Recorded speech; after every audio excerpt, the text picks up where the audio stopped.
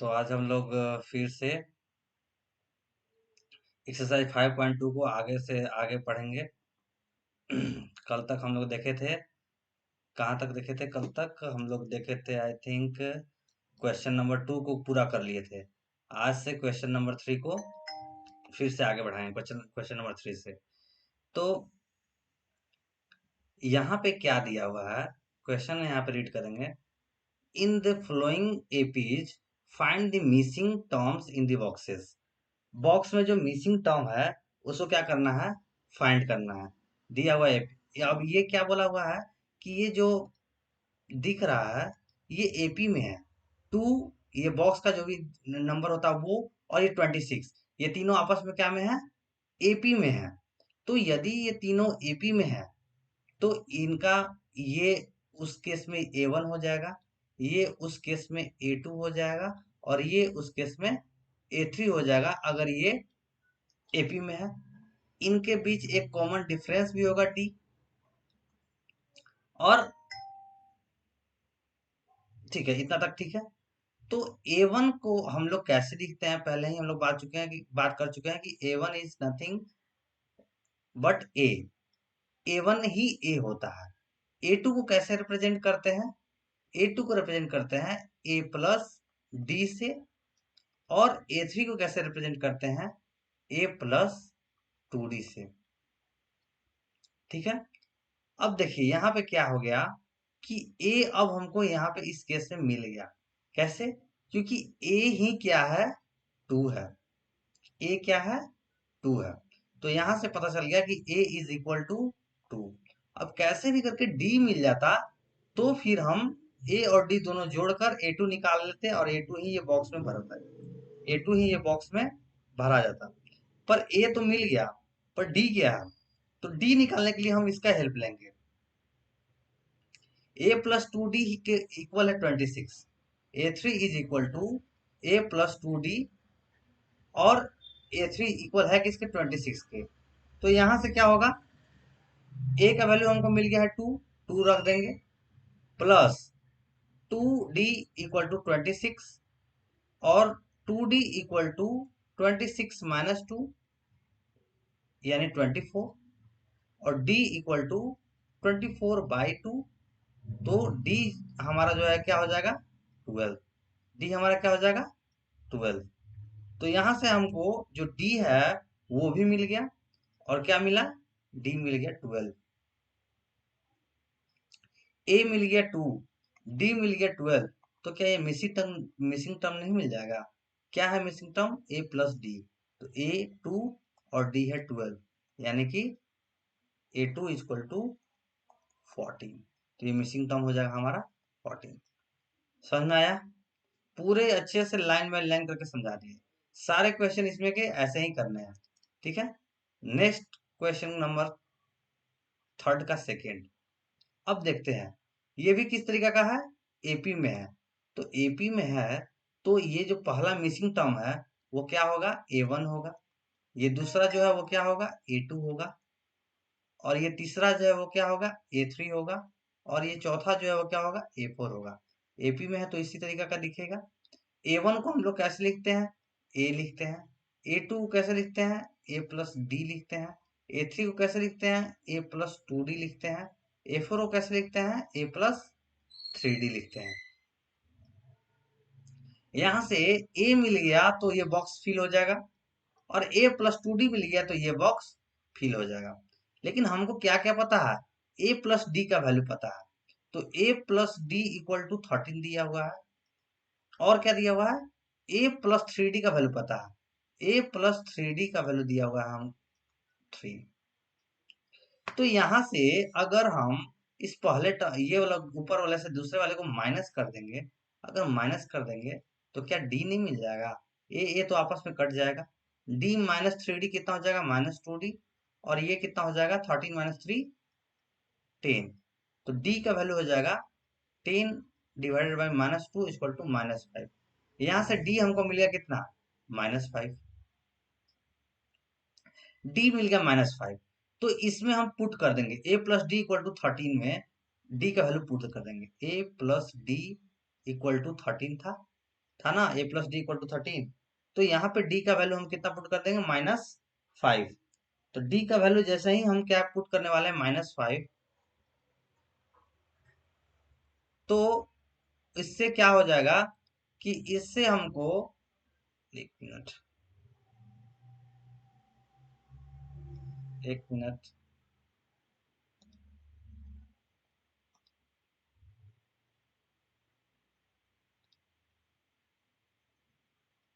इससे a का value मिल जाएगा।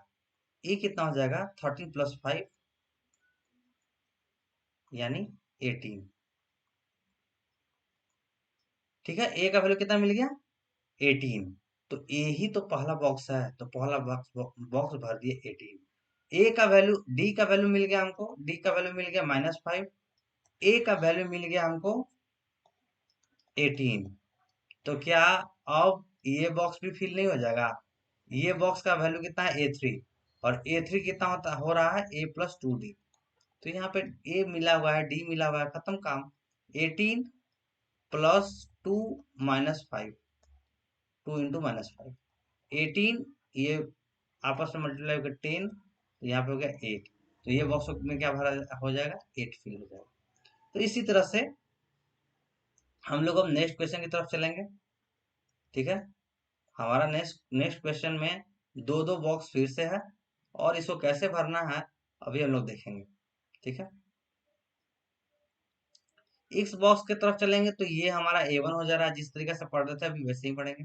ये हो जाएगा A2, ये हो जाएगा A3, ये हो जाएगा A4। A1 को लिख सकते हैं सिर्फ और सिर्फ A, A2 को लिख सकते हैं A + D, A3 को लिख सकते हैं A + 2D, और इसको लिख सकते हैं A + 3D, A4। यहाँ पे A का वैल्यू हमको पता है, A का वैल्यू है 5। चलिए अभी काम थोड़ा कम करना पड़ेगा क्योंकि A का भी वैल्यू निकला हुआ है। तो यहाँ A4 से हम लोग इसे निकाल सकते हैं, क्योंकि A + 3D का वैल्यू ऑलरेडी 9 1/2 दिया हुआ है, और A हमको पता है 5, प्लस A का वैल्यू 5 है, और 3D हो गया ये। और यहाँ ये कितना हो जाएगा, 9 दूनी 18, 19, 19/2। तो 3D = 19/2 -5।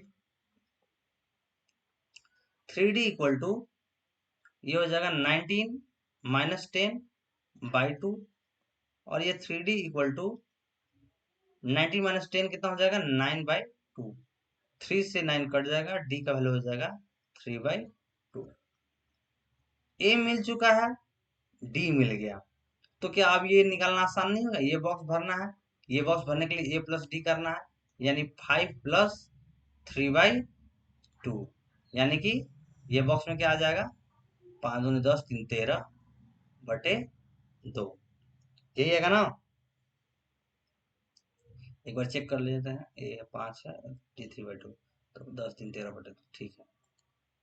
और इस बॉक्स को भरने के लिए क्या करना होगा, A + 2D, यानी A + 2D एक बार लिख लेते हैं।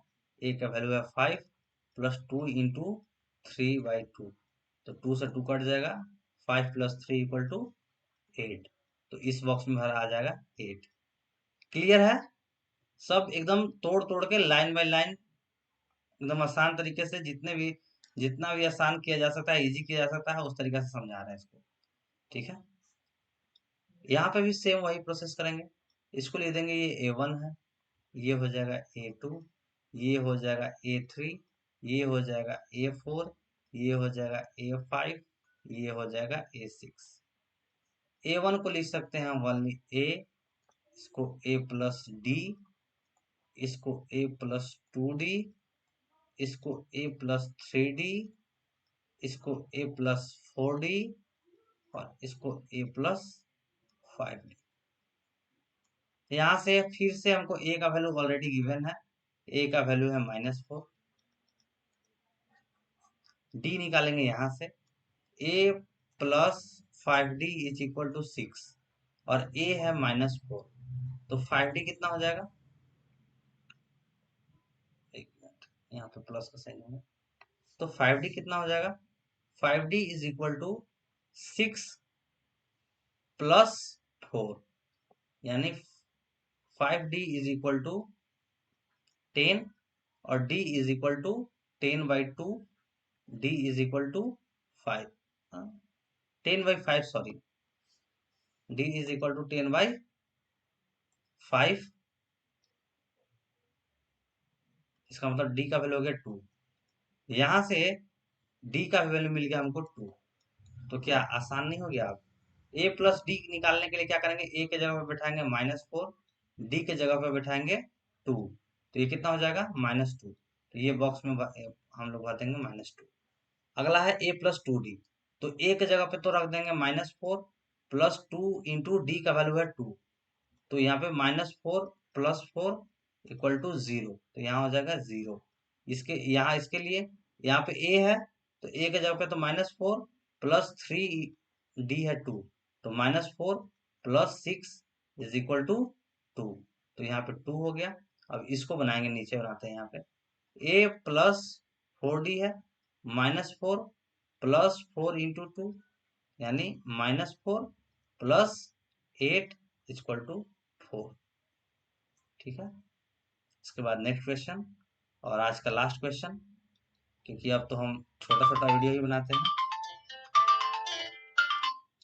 तो इस क्वेश्चन में क्या करेंगे हम लोग, इस क्वेश्चन में सेम वही प्रोसेस, ये हमारा A1 हो जाएगा, ये हमारा A2 हो जाएगा, ये हमारा A3 होगा, ये A4 हो जाएगा, ये A5 हो जाएगा, ये A6 हो जाएगा। A1 को हम लिख सकते हैं A, ये हो जाएगा A प्लस डी, ये हो जाएगा A प्लस 2d, ये हो जाएगा A प्लस 3d, ये हो जाएगा A प्लस 4d और ये हो जाएगा A प्लस 5d। तो यहाँ पे क्या करना होगा, A प्लस डी का वैल्यू दिया हुआ है 38 और A प्लस 5d का भी वैल्यू दिया हुआ है कितना, -22। तो क्या करेंगे, इससे इसको माइनस कर लेंगे, तो यहाँ माइनस हो जाएगा, यहाँ माइनस हो जाएगा, यहाँ माइनस हो जाएगा, तो ये तो आपस में कट जाएगा और d माइनस 5d हो जाएगा आपका -4d और ये माइनस माइनस प्लस हो जाएगा, तो इक्वल टू ये प्लस कर देंगे तो यहाँ पे 0 हो गया, 8 तो 10 होकर 0 हो जाएगा और 3 2 5 और यहाँ पे हो जाएगा 6, है ना। तो d का वैल्यू हो गया हमारा 60 डिवाइडेड बाई -4, तो d का वैल्यू हो गया 15 ना, हाँ, तो यहाँ पे -15 हो गया d, d कितना हो गया -15, d का वैल्यू -15 आ गया। अब यहाँ से a का वैल्यू निकाल लेंगे, तो a का वैल्यू कैसे निकालेंगे, a का वैल्यू निकालेंगे यहाँ पे a plus D equal to 38 दिया हुआ था, एक मिनट यहाँ पे ही लिखते हैं, a प्लस डी का वैल्यू दिया हुआ था 38 और d हमको मिल गया, तो d मिला हमको -15 इक्वल टू 38, तो a कितना हो जाएगा, a हो जाएगा 38 प्लस 15 यानी 3, 8 5 13 और 3 1 4 1 5, 53, तो a मिल गया हमको 53। अब क्या, अगर a मिल गया है, कहाँ चला गया, एक मिनट, तो क्या इस क्वेश्चन में अगर a मिल गया, d मिल गया, तो क्या सारा अब बॉक्स नहीं फिल किया जा सकता है, आराम से सब बॉक्सेस को हम लोग फिल कर सकते हैं अगर a और d मिल गया है।